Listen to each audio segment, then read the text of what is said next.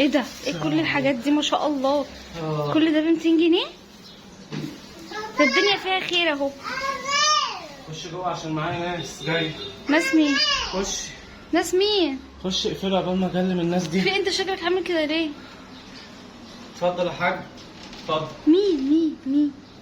مالكيش دعوه انت. مين؟ تمام يا باشا، الشقه قدامك اهي، انا ما بكدبش عليك. شوف اهي كام اوضه بقى براحتك بقى وعيش. تمام، بس دي في حاله لو انا ما اديتكش ثمن الحاجه دي خلال اسبوع او اسبوعين. لا ثانيه واحده. انت بتبيع ايه؟ انت بتبيع ايه؟ انت بس. بس ايه؟ مين ده؟ شقة ايه؟ في ايه؟ اسكتي. تمام، انا مضيت لك على الكمبيالات بتاعتك. كمبيالات ايه؟ تمام؟ كمبيالات ايه؟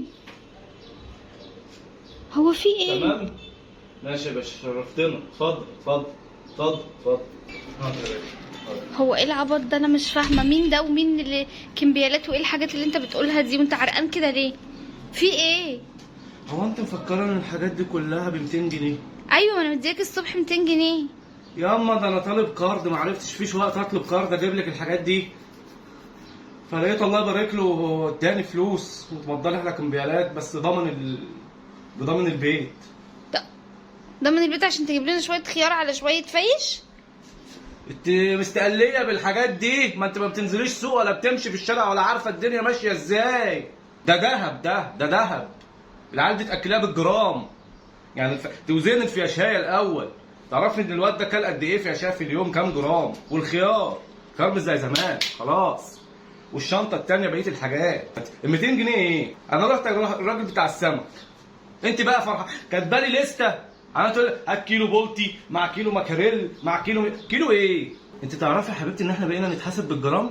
اه والله. ال 200 جنيه اللي معايا دول رحت اشتريت بيهم كيلو و200 جرام. 200 جرام ايه؟ سمك. 200 جرام سمك؟ آه. يطلعوا كام سمكه دول؟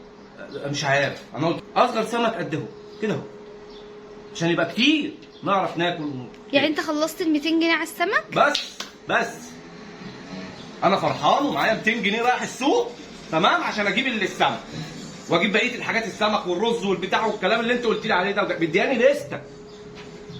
انا ما جبتش سمك اللي هو نوع واحد بس، وشفق عليا واداني سمكتين فوق قال لي يلا يا عم عشان تاكل وتتبسط، سمكتين صغيرين. قلت له كتر خيرك يا عم، خدتهم ومشيت. اعمل ايه؟ اجيب بقيه الحاجه ازاي؟ ما لازم اتصرف يا ماما. طب الكارد ده المفروض ندفعه امتى؟ ده مش كارد، كمبيالات؟ ده ضمان.